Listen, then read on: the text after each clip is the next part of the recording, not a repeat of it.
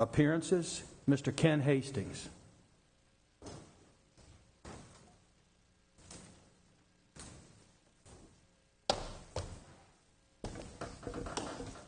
Good evening. My name is Ken Hastings.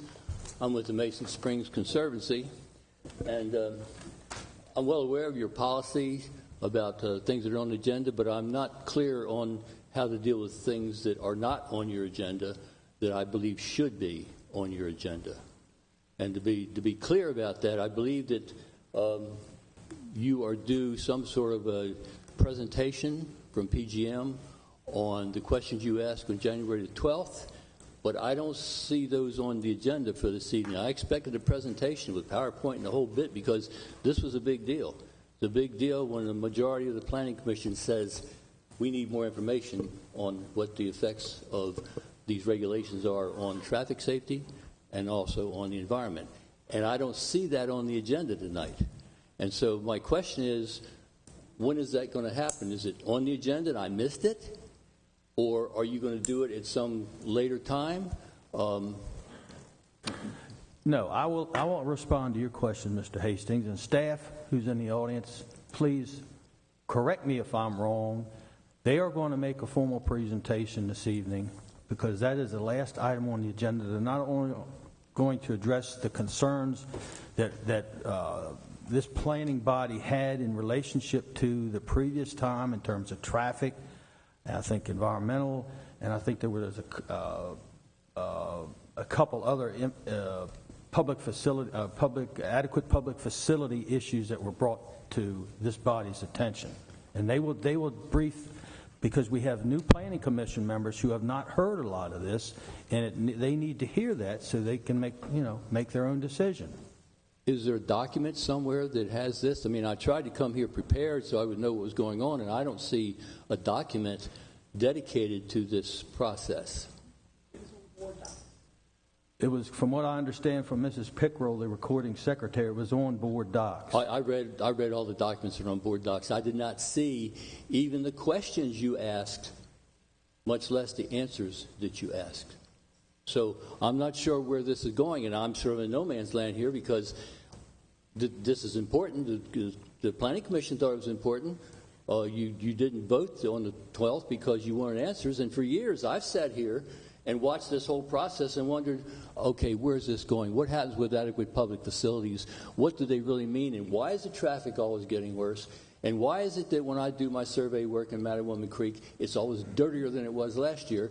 So either the process is wrong, the ordinance is wrong, or the application of the ordinance is wrong. So I was relieved when the Planning Commission asked the question you did on the 12th. And I've been sitting around waiting for a kid looking forward to Christmas for this to happen because I don't get to ask those questions, but the Planning Commission does. So I would like to know that this is being handled seriously and that someone besides the applicant is actually responding. That's not clear from what I read in board docs. I'll look at board docs. I did see a staff report, and I did see something in there about the 12th, but it also was a note in there that said that portion of the staff report was written by the applicant. I have a serious problem with that. So you tell me, can I go on and ask my question, or am I in no man's land? What's going to go on here tonight relative to these important questions that have never been asked before and for which there has never been a public hearing? Now, one way out of this whole thing here is just to have a public hearing. I think I have people back here that would support that, because this just doesn't work out very well. If I may, and Elizabeth Theobald's counsel for the Planning Commission here. I'm sorry. Can you hear me? I can't hear you. Sorry about that. Is this any better? Yeah. Okay. You asked about the questions that were raised by the prior Planning Commission, or the ones without our new members right now. At the time, my understanding of how everything has gone, because we do have new members, we went ahead and incorporated the questions that were asked by the prior Planning Commission into the current report. I believe that did in fact include an addendum. Is that correct, Mr. Ball? So therefore, that should have already been incorporated into it. We've done, I believe it was staff's belief that to give too many documents was not going to make sense to this planning board, so that they could go ahead and hear everything from the very beginning to the very end, including the concerns that were raised by the planning Right, commission. and I'm all for that, but you said we have incorporated them into the plan. Staff, but staff did not write the comments that are addressing the Planning Commission's issues on the 12th. It says so right in the staff report. So if that's the case, if that is really true, then I want a piece of the action.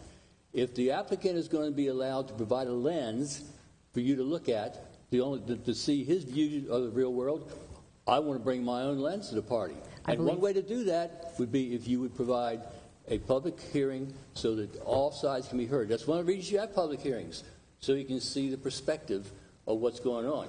I don't know enough to debate this subject tonight. I came here tonight hoping that I was going to learn something new. I didn't come all this way to sit and listen to the same snow job that the applicant has been giving all along. I want to see something concrete, and if that's not going to happen, then we should have a public hearing.